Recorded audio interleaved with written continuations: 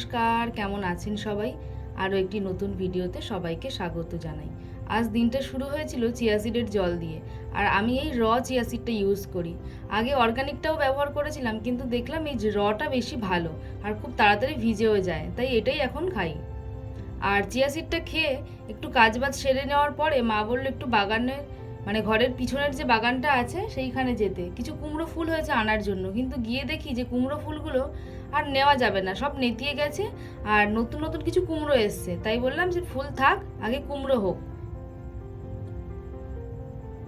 আর ওই দেখুন, ওই কুমড়ো ফুলটাতে কুমড়ো এসছে।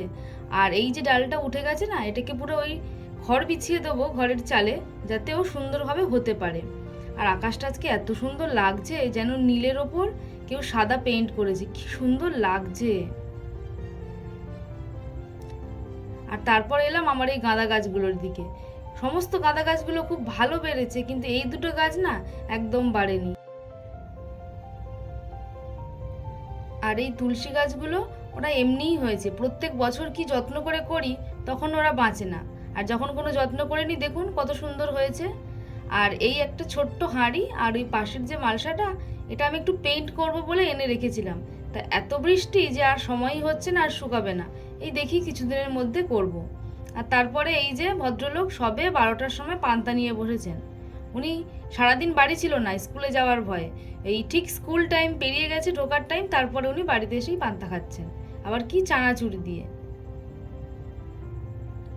আর এই গাছটা এই 1 মাস মতন হলো এনেছি, একটা দুটো করে ফুল ফুটছিল, কিন্তু আজকে দেখি অনেকগুলো ফুল ফুটেছে।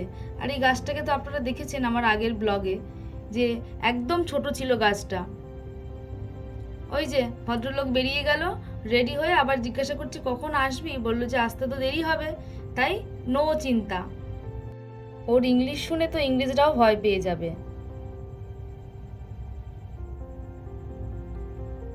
তারপর ঘরে এসে দেখি মা মাছ ভাজছে, তার মধ্যে আমাকে একটা দিল। খেয়ে দিয়ে নিয়ে স্নান করে নিলাম, আর ততক্ষণে মা একটু পুজো করে নিচ্ছে, আমি ততক্ষণে ওই যে শাক সিদ্ধটা ছিল সেটাই মাখতে বসেছিলাম।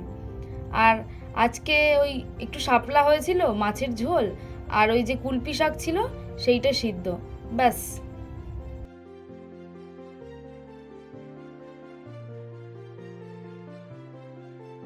বিকেলে মায়ের একটু ডক্টরের কাছে চেক আপ ছিল।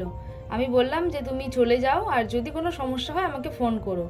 তো মা গিয়ে জানালো যে না, কোনো সমস্যা হবে না, তো আর আসতে হবে না, তুই বরং বাড়িতেই থাক।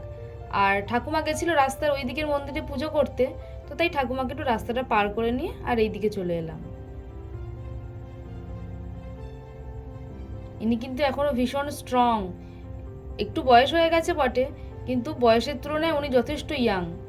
আর তারপরে ফ্রিজ থেকে এসে যে সেই তালের পাল্পটা রেখেছিলাম সেইটাকে একটু বের করে নিলাম, আজকে একটু তালের বড়া বানাবো।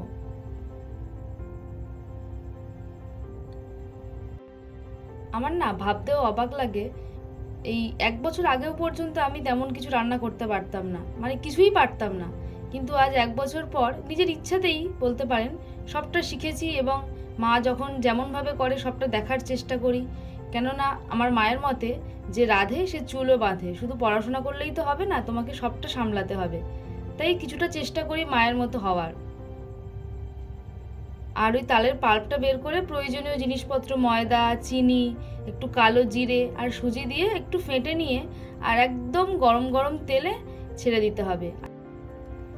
আর এই তালের বড়া করতে যদি একটু গুঁড়ো দুধ দেওয়া যায় না, তালের বড়াটা ভীষণ নরম থাকে আর খেতেও বেশ ভালো লাগে, একটা খুব সুন্দর সেন্ট বেরোয়। আর এই যে আমার তালের বড়া হয়ে গেছে। তারপরে দাদা বললো যে একটা রাতের ডিম ভেজে দিতে, তাই ওকে তাড়াতাড়ি করে একটা ডিম ভেজে দিলাম, ও রাতের খাবারটা খেয়ে নিল। আর এই যে কালু এসছেন, ওকে খাবার দিলাম, ও খেয়ে দিয়ে চলে যাচ্ছে। আর যাওয়ার সময় ওই যে কিছু বলতে চাইছে। তো চলুন আজ তবে আসি, দেখা হচ্ছে পরের ভিডিওতে। সবাই ভালো থাকবেন, সুস্থ থাকবেন আর সাবধানে থাকবেন। আর আমার এই ব্লগটা যদি পছন্দ হয় একটা লাইক, শেয়ার আর সাবস্ক্রাইব করে দেবেন। Thank you.